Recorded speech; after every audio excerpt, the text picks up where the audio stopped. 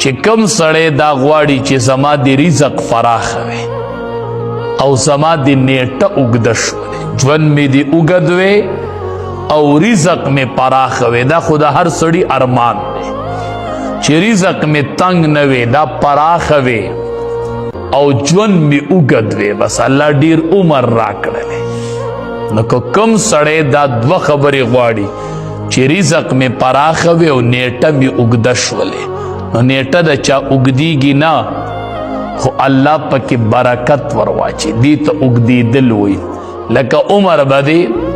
40 کاله وي او الله به پکې د 80 کالو د عبادت توفیق درکړي، دومره کارونه به درنه خدای والي،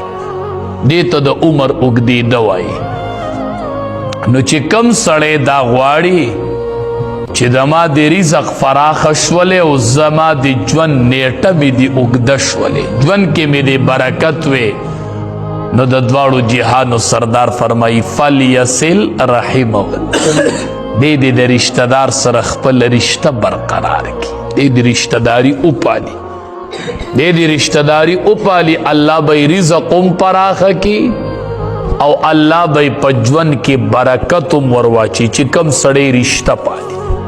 د ده به رزق نه تنګي، د ده به رزق فراخ. حدیث مبارک کې راځي الرحم معلقة بالعرش، دا صله رحمي نه ده، رشته داري ورته مونږ وایو، دا په عرش پورې انختې ده. او تقول من وصلني وصله الله ومن قطعني قطعه الله، او دا اعلان کوي خدایا چا چې زه پیوس کړم الله خپل رحمت ته را نږدې کړي، ځان سره یې یوځای کړي.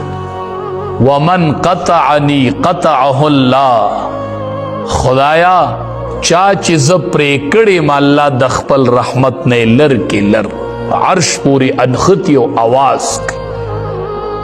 خدایا چې چا یوځای کړم خپل رحمت سره یوځای کړي،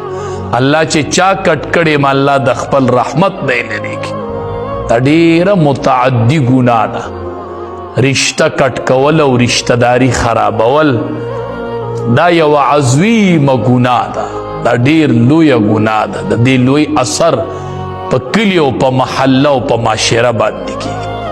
نو د رشتې به ډیر خیال ساتي او رشته به پالي،